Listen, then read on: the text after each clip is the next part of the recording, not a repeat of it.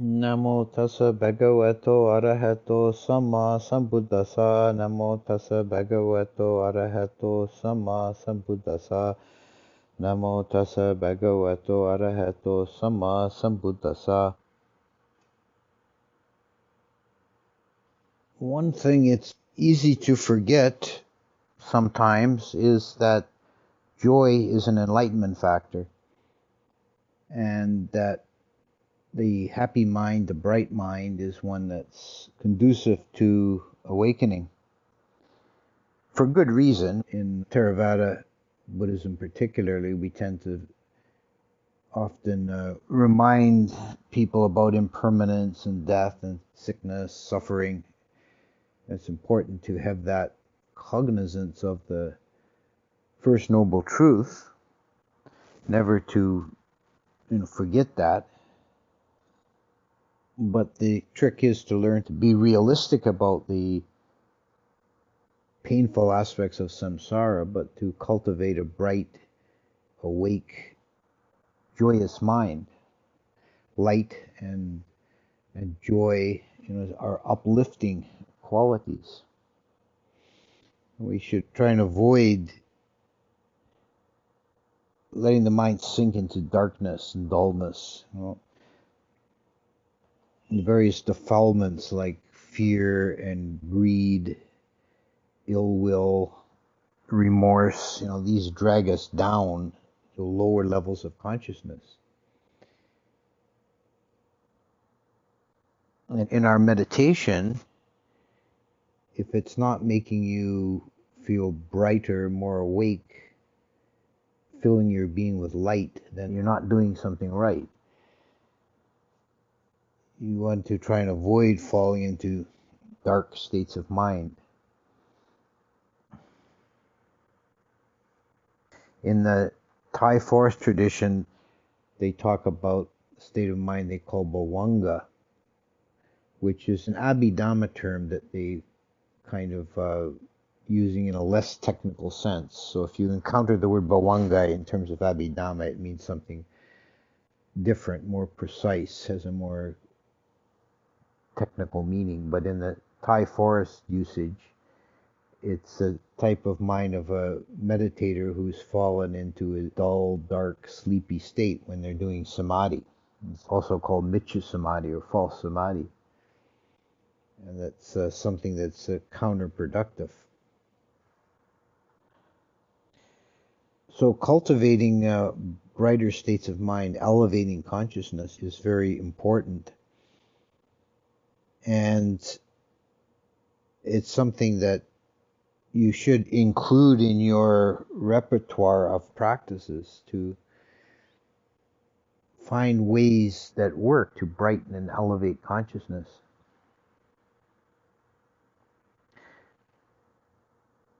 Meditation on the divine abidings, loving kindness, compassion, sympathetic joy, these can help to brighten the mind. Meditations on the qualities of the Buddha is also a good one. One that doesn't get talked about much in the West, and that I've been very interested in for a while, is Devanasati, contemplation of Devas. When Buddhism came to the West in the first instance, there was a kind of conscious decision by the Westerners who began to establish Buddhist groups in the West to present it in a non-religious and rationalistic sort of way, and take out all the elements that they saw as being peculiarly Asian and that might be off-putting to Westerners. And I can see the reasoning of this strategy, and it was a conscious strategy that they talk about it, but it did impoverish the tradition somewhat. And the whole subject of other realms of being, other levels of consciousness, is something that hasn't been talked about too much in the West. And it's kind of a shame. It limits and narrows the view if you're only working with what you can see and hear immediately with the senses in this narrow range of human existence. Contemplation of Devas is one of the traditional meditations listed in the Visuddhimagga. So it has that solid pedigree in the Theravada tradition. When we approach this whole subject of other realms of being, and particularly talking about Devas right now, but any of the other realms, it's a question that comes up immediately with people want to know, are they real? And this is a natural question, but it's also an extremely naive question. You can throw it back on the questioner and say, well, is this human existence real? In what sense is it real? What do you mean by real? So approaching that question, I think we should try and take a middle path and not fall into either a superstitious clinging to the words, clinging to the traditional images, or narrow-minded materialist skepticism that denies the possibility of any other plane of existence.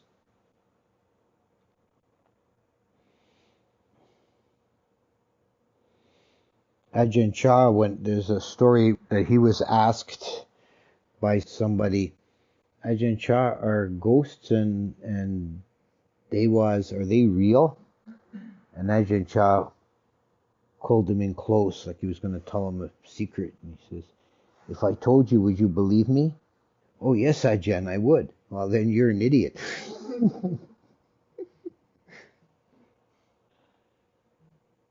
On the other hand, when the Buddha was asked the question, are the Devas real? He answered categorically, yes, they are.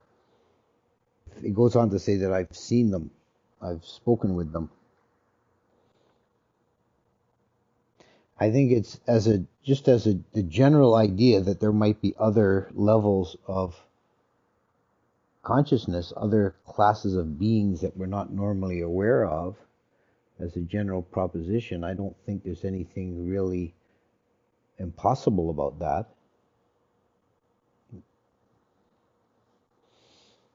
People actually, modern people, materialist people, actually believe in all kinds of invisible things. Take it on faith about atoms and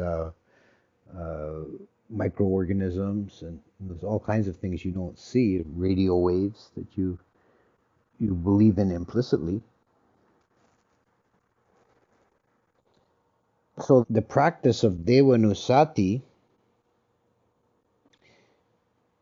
is a bit more specific than just a general principle that there are other planes. We're using as a model for the image of the other planes of existence, we're using the Theravada Buddhist cosmology, which is a variant of the general Indian cosmology, which also has many points of correlation with other traditional mythologies and cosmologies around the world. And once you start looking into it, you find many points of not exact agreement, but of similarity between European and Native American and Chinese and Egyptian, many other views of the realms of existence that have a fundamental underlying similarity. And any particular explication of that is, of course, culturally based, comes from a particular culture and society, and it is a model. It's a way of presenting the arrangement of the realms, and the Buddhist one is certainly as good as any, And since it has the association, if not entirely the origin, if it's association with the fully enlightened Buddha, well, it has to have some extra cachet there.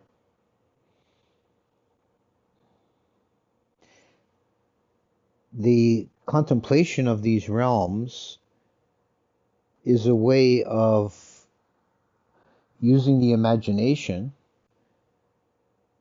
elevating your consciousness above the mundane.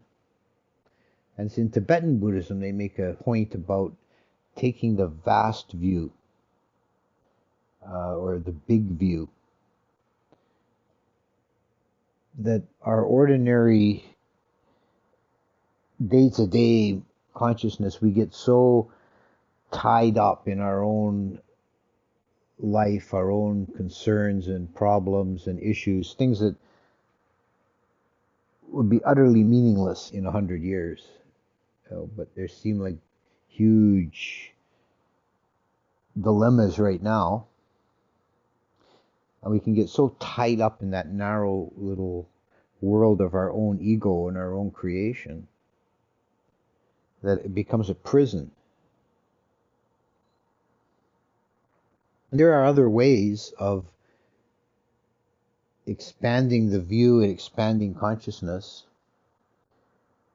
So this is not the only possible route, but it's one that's quite brightening to the mind, and it has its own appeal, its own interest.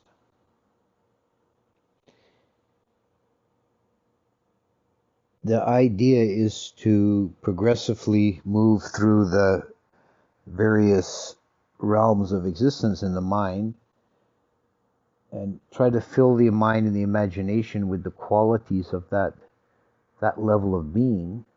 So in a sense, you're vicariously transporting yourself into that realm in imagination and partaking in that level of consciousness, which is progressively more refined as you ascend.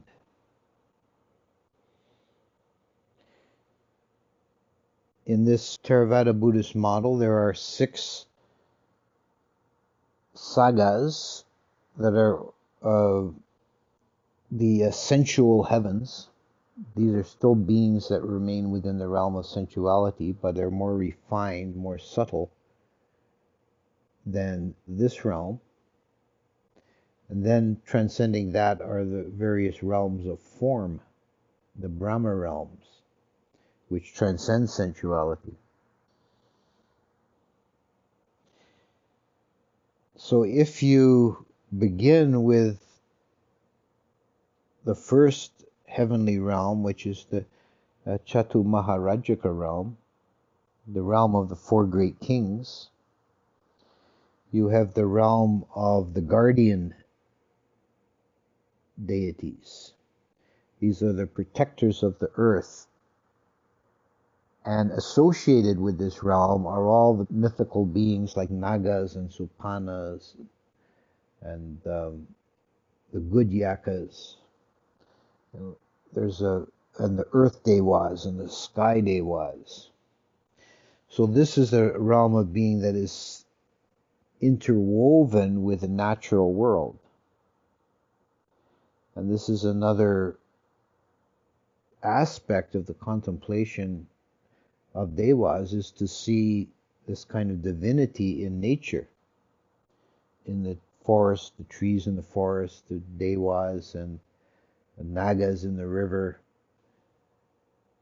There's this liveness in nature that can be imaginatively perceived as beings. And who are we to say they're not, such beings? Certainly this is one of the areas of cultural overlap that so many cultures around the world have images and stories about some kind of minor deities that live in the forest. There's the Bhuma Devas in India and the Buddhist version. And we have the Native Americans have the little folk, and the Celts have the Sith, the fairies and elves. This seems to be a universal concept. And the four great kings are very important in Chinese imagery. You see, Chinese temples will usually have four fierce-looking warrior beings in the corners to protect against demonic forces. These are the four great kings. It may be that our playing cards with the four suits headed by the four kings originated with in India with the four kings. There's one for each direction. And they face this earthly plane. They protect and guard the earth from their high seat halfway up Mount Sinaru.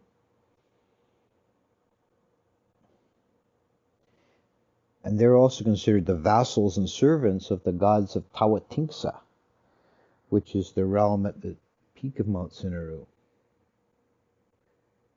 And I've wondered if the image on the American dollar bill originates with this. You know, you've got the truncated pyramid with a light and an eye at the top. You know, they say that's Illuminati, but where'd the Illuminati get it from? You know, it seems like Sinaru, which is described as pyramidal in shape and glowing with light at the very top, because this is another thing about the Devas important to bear in mind and very elevating to consciousness to relate to, is that they're beings of light. They glow. The word Deva is possibly originates in a word meaning to glow. So they're light beings.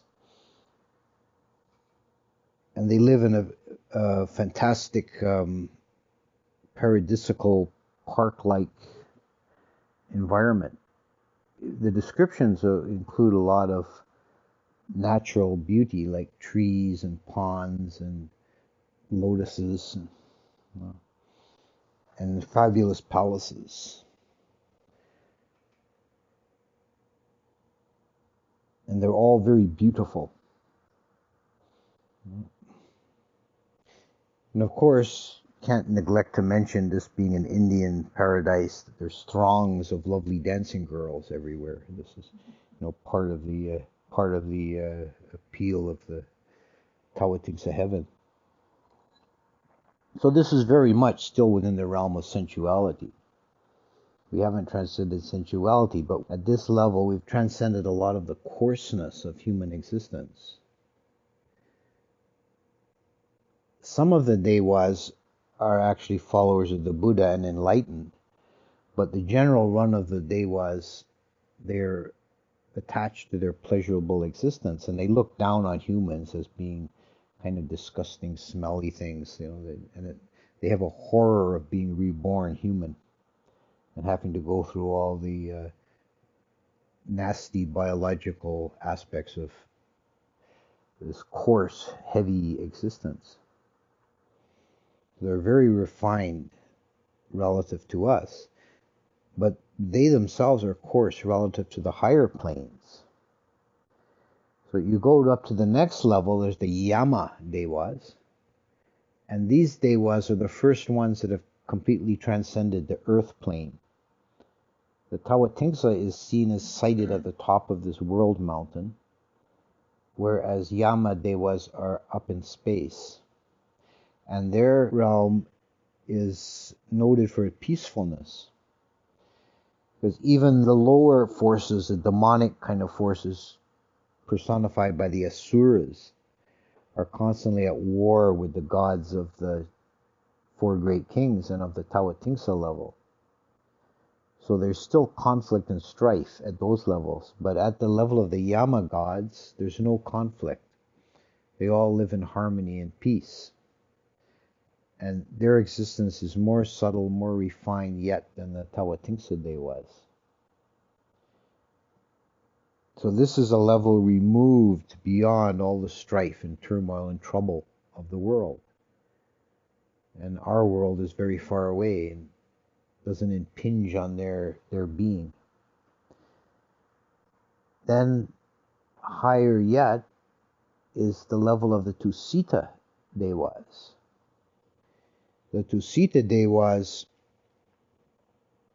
are special. They're particularly remarked as having an association with the Dhamma, because the Bodhisattva, the Buddha to be, always takes his last existence before becoming a Buddha. Once he's completed all the paramis and he's ready for Buddhahood, his last birth before taking his final human birth, his penultimate birth, you might say, is in Tusita heaven, where he dwells for a very long time, traditionally cited as 57 million years, and waits for the right opportunity to take human birth. Often in some Asian traditions, it's kind of the goal of lay Buddhists to try and, or even monks as well, to be reborn into Sita.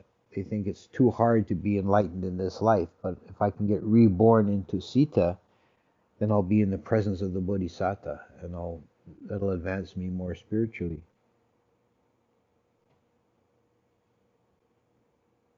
And the next Buddha to come, Metteyya Buddha, is currently there waiting for his turn to incarnate on earth. And he is particularly associated as the Buddha of compassion. So Tusita is also associated with compassion and the generous flowing out of energy to the universe. Then there are still two more higher levels within the sensual sphere. There's the realm of the Nimanarati Devas, the Devas who delight in creation. And now we've gotten so high on the plane of consciousness that reality itself is subject to consciousness. These Devas have the power to create whatever reality they want. They mold the external world, which, in some kind of very theoretical, abstract way, we could say we all do that. We create the world with our minds, but for them it's immediate and direct, that they fashion their own universe, whatever type of accoutrements they want, whatever shape their own body takes, everything they create with their minds. It's like a continual, prolonged, completely lucid dream state. So the very meaning of reality takes on becomes very fluid. And yet, before we leave the realm of sensuality altogether, there remains one more, the last of the sensual heavens, is the realm of the Vasawati Parinimitta Devas, those who delight in the creation of others. These Devas don't even bother to create their reality. It's created for them by the previous level. They just live in pure enjoyment. And it's said that Nimanarati Devas know what would be desirable for these higher Devas and just create for them. They don't even have to be told, I want this, I want that. The analogy is just as the king's cook knows what dishes he likes. He doesn't have to be instructed daily on the menu. So this is the very summit and peak of sensual existence. And it's extremely subtle. And it's so refined we could barely recognize it as being sensuality by our standards. And these beings have sexual relations. They do it by the male and female gazing into each other's eyes without any physical contact. And that's the entirety of their experience. And they go into bliss states doing that. So they're still at that level, sensual desire and sensual action, but it's at a very refined and subtle level. And this is the only concrete example that's given in the text, but we could also assume it's the same with their music and their food and everything else. It's at an extremely subtle, refined level.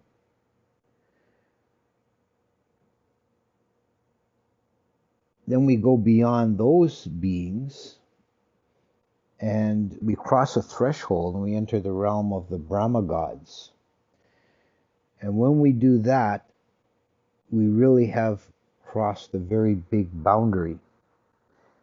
Even the highest of the Devas have more in common with us than they do with the Brahmas. This is an entirely different level of being, because they no longer relate to sensuality even in its most subtle form. They're entirely mind-based. It's called a realm of form. They still have bodies, but they're non-sensual. They only have the senses, the functional senses of sight and hearing. They are not divided into genders.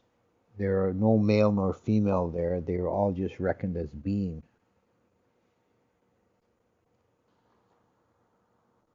And these levels are associated or cognate with the levels of jhana experienced by human meditators. So the first degree or plane of these Brahma gods associated with first jhana. So these beings still have applied and sustained thought, which means they have speech and they're active. So in the texts that we have stories about Brahmas occasionally, and sometimes they come to earth and interact with the Buddha, or the Buddha goes up to their realm and interacts with them. It's always these first level Brahmas.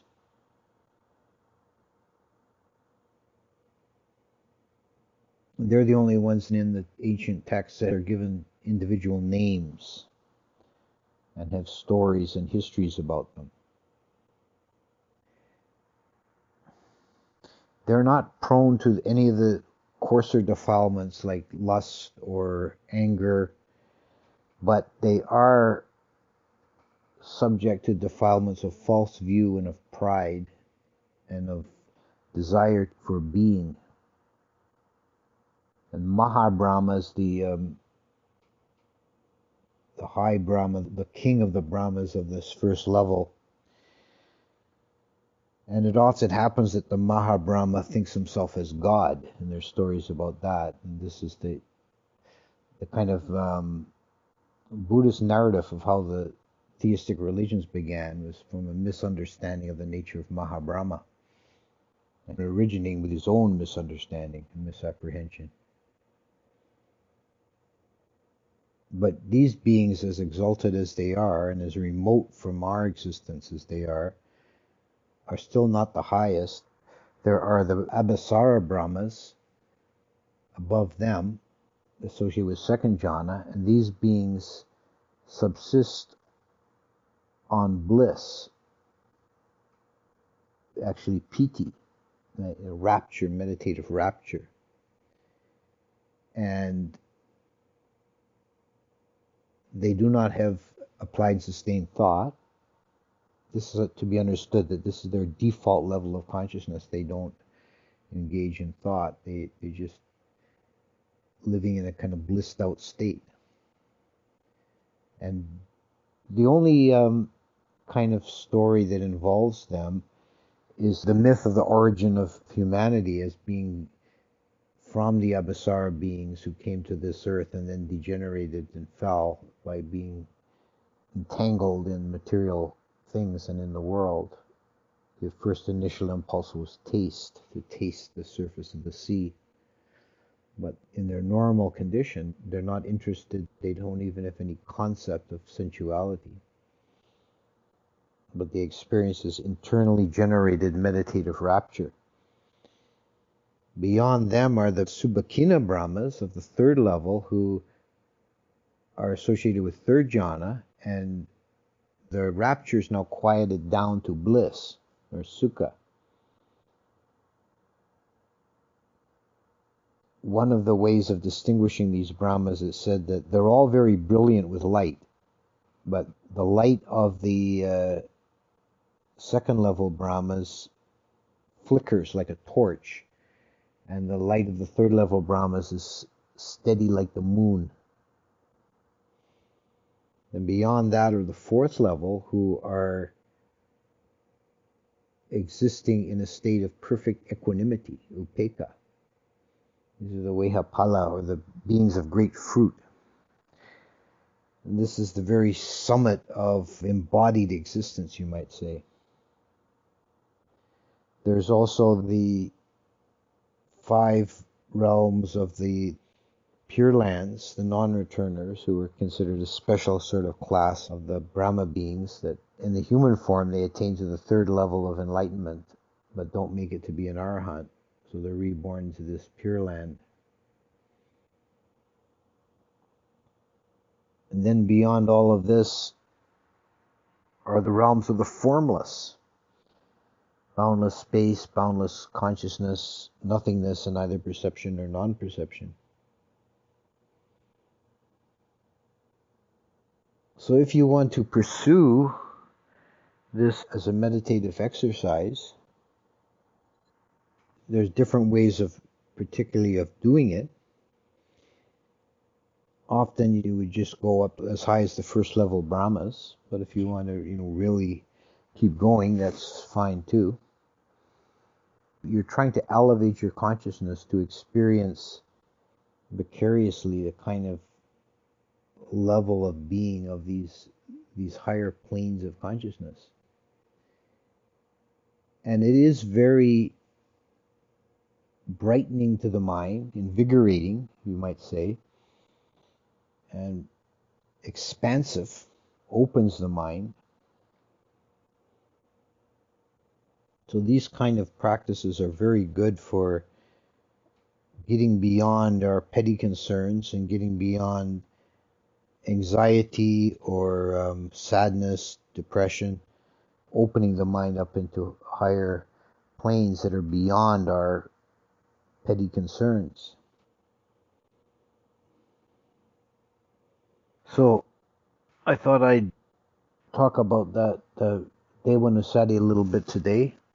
It's a practice I find quite enjoyable and beneficial, and I'm happy to offer it for benefit of others.